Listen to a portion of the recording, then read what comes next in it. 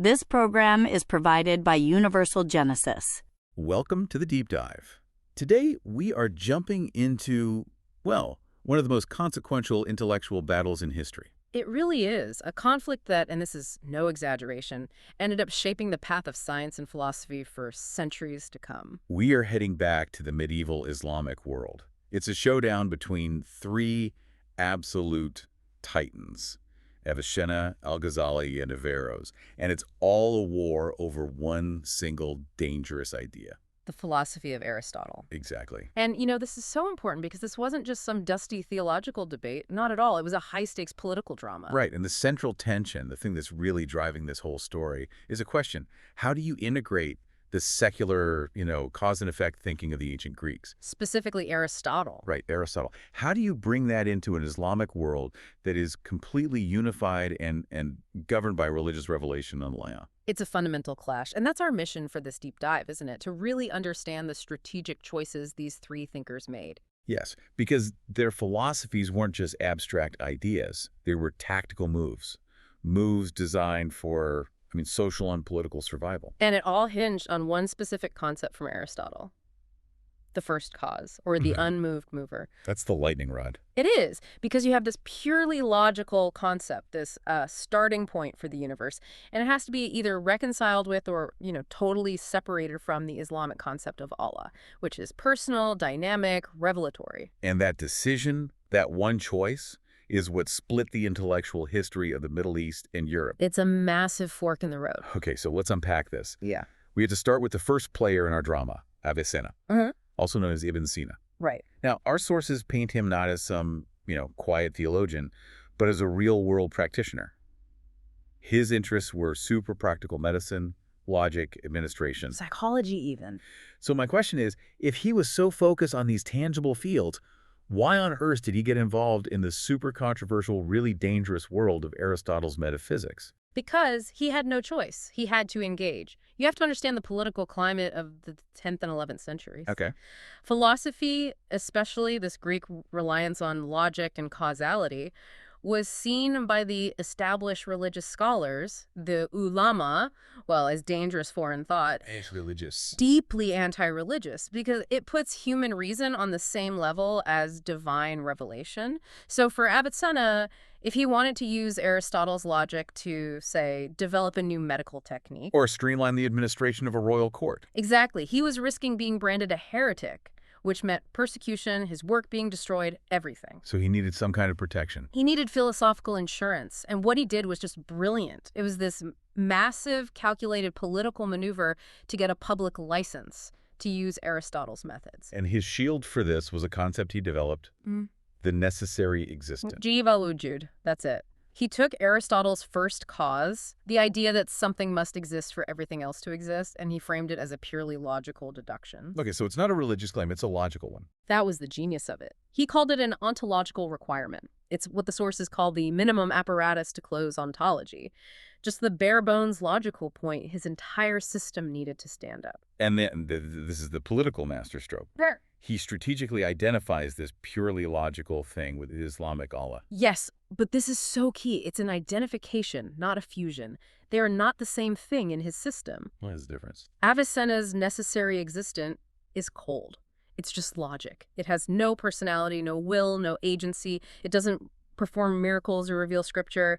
It's just an indifferent logical device that he dresses up with the name Allah for political safety. So his entire project was basically a two-tier system, one for the elites, another for the public. Absolutely. He was very clear about this. For the masses, you needed religion, you needed the Quran. It was essential for political order, for social cohesion, a story for the masses, as the sources put it. But for the intellectuals. For the intellectual elite, true knowledge only came from philosophy, from logic, from the pure rational system built on Aristotle. And his move worked. It created a shelter for his followers to do their scientific work. But this is where the drama really kicks into high gear. Because in creating that shield, he also created the perfect target for his greatest critic, Al-Ghazali. The religious legal scholar who writes this devastating critique, the incoherence of the philosophers. Now, we always think of this as a theological text, but what was his real motive? If you look past the theology, it was a power struggle, plain and simple. How so? Avicenna's project was working. His followers, this philosophical bureaucratic network, were becoming the new elite. They were the court physicians, the powerful advisors, the top administrators. They were threatening the established order. They were threatening the institutional authority of the ulama, the religious establishment. Ghazali's book wasn't just a critique of ideas.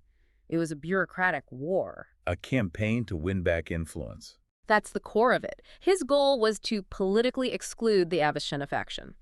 The Incoherence was a brilliant religious campaign meant to just, shred their social credibility, to show the rulers that philosophy was fundamentally bad for the state.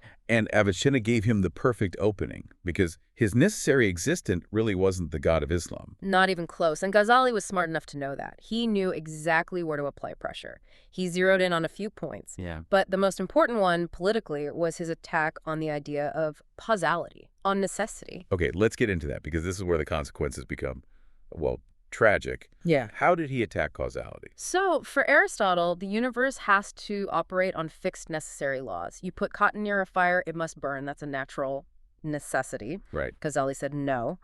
That necessity limits God's omnipotence, his freedom. He made the famous argument that fire doesn't burn cotton because of some law in the fire. It burns because God habitually wills the fire to burn the cotton at that specific moment. So he's replacing natural law with the constant moment-to-moment intervention of God's will. Exactly. And you can see why this was so powerful for the religious system. If everything is God's direct will, then miracles aren't exceptions to the rule. They're just God choosing to will something different. But this successful power move had some pretty devastating unintended consequences. It did. He wanted to cripple the philosophical bureaucrats, but the sources are clear. The social reaction was a massive, excessive overreaction. This is that fork in the road you mentioned. This is it, the moment of bifurcation. Because society didn't really get into the weeds of Ghazali's theology, they just simplified his victory into a slogan, Aristotle is dangerous. Wow. And because he had so successfully undermined the concept of natural necessity, the idea that the universe operates on its own laws that we can observe, it caused this huge institutional shift. It became incredibly difficult to justify research into natural science. So by protecting religious authority, he inadvertently weakened the foundations of the scientific method itself. It was sidelined. You could still do science, sure, but only as a servant to theology. You couldn't freely explore the idea of independent cause and effect. So, in the wake of all this, of Ghazali's successful campaign, we get our third figure, Averroes or Ibn Rushd. Right, over in Al-Andalus in Spain. And he comes at Avicenna from the complete opposite direction. He wants absolute Aristotelian purity. So why did he think Avicenna's clever compromise, using the necessary existent as a shield, was the worst philosophical error imaginable? Because Averroes, even though he was a judge and an administrator himself, was philosophically an Aristotelian fundamentalist, he just saw Avicenna's move as intellectual cowardice. A contamination. The total contamination of Aristotle's pure logical system. For him, Avicenna had made philosophy serve religion, and that was just an unforgivable abandonment of the search for truth. So if Avicenna's solution was strategic integration, Averroes was. Absolute rigid separation. Total separation. This was his big idea, what laid the groundwork for what we later call the double truth theory in Europe. There's philosophical truth, rational, logical, only for the elite few, and then there's religious truth, which is symbolic and allegorical and necessary for the masses. And he didn't just separate them, he created a hierarchy. A very clear one, and philosophy was firmly at the top. For Averroes, religious texts like the Quran were just symbolic representations of a much deeper, higher philosophical reality. A philosopher reads the Quran, sure, but they read it philosophically. They see the conceptual truth hidden beneath the symbol. That sounds incredibly dangerous politically. I mean, Ghazali had already poisoned the well against philosophy, and Averroes was living under the Almohad dynasty. A regime famous for its intense religious purity movement. So to go out and argue for philosophy's superiority, that just sounds like a death wish. It was politically suicidal. The Almohads had zero tolerance for anything that challenged their very pure vision of Islam. Averroes' stance was just too provocative. It was the final straw. What happened? His philosophical works were banned, publicly burned, and Averroes himself was exiled, isolated. The very tradition of philosophical inquiry that Avicenna had tried so hard to protect was, for all intents and purposes, extinguished in that part of the world. Okay, let's zoom out. We have Avicenna's shield, Ghazali's weapon, and Averroes' purity that led to his downfall. Why does this thousand-year-old fight matter to us today? What's the bigger picture here about civilization itself? I think it tells us that civilizations facing what they see as an existential threat often have to choose stability over development. So you have to look at the context. You have to. This wasn't happening in a peaceful university common room. Avicenna was living among fragmented warring dynasties. Ghazali was dealing with the immediate shock of the Crusades. An existential threat. And Averroes was literally on the front lines of the Reconquista in Spain, where the pressure for religious and cultural unity was just immense. When your house is on fire, you don't start worrying about redesigning the blueprints. That's a perfect way to put it. In this age of profound crisis, the number one goal for the rulers, for the scholars, for everyone in charge was not scientific progress. It was social and political stability. And from that point of view, Aristotle's ideas, causality, necessity, were a direct threat to that stability. They were. The whole social function of Islam, its defense, was based on God's freedom, on divine will, on miracles. That was the engine for social cohesion, the basis of the law. And a fixed system of natural laws just dismantles that. It's a dangerous social reform ideology, as the sources put it. So for jurists like Ghazali, the choice was clear. Political and spiritual unity was more important than pursuing this radical scientific materialism. So here's the paradox, and it's a shocking one.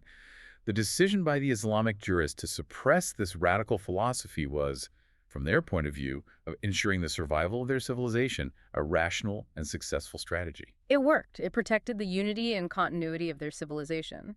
But the price was the advancement of natural science, and that leads to this great reversal of history. Because the Islamic world abandoned Aristotle. The Christian West was able to claim him. They eagerly read the exiled works of Avicenna and Averroes, and they used them as precursors who conveniently paved the way for people like Thomas Aquinas. The Islamic contribution was essentially written out of the mainstream story. It was. And that intellectual vacuum let Averroes' most radical idea, the structure of philosophy over religion, of concept versus symbol, to pop up again somewhere else. That's the fascinating echo, isn't it? It is. The very idea that got Averroes exiled, his structural view of truth, it eventually resurfaces and influences people like Spinoza with his purely rational God. And, structurally, it looked a lot like the framework Hegel uses in the 19th century. So an idea that was too dangerous for a stable, unified world became the engine of progress in the fragmented, unstable West. It's an incredible historical irony. It really is. A powerful place to end. So you just learned that these great philosophical battles were, at their heart, political turf wars over whose bureaucracy would run the state. We saw Avicenna using philosophy as a defense, Ghazali using theology as a weapon, and Averroes paying the price for intellectual purity. A story of strategy, power, and ideas. Now here's a final thought for you to chew on, something that builds on all this. If the powers that be at the time saw radical philosophy and scientific necessity as a dangerous social reform ideology, and if suppressing it actually did preserve their political unity for centuries, what is the true long-term cost of prioritizing intellectual progress over the immediate need for social stability? That's something profound to mull over until our next deep dive.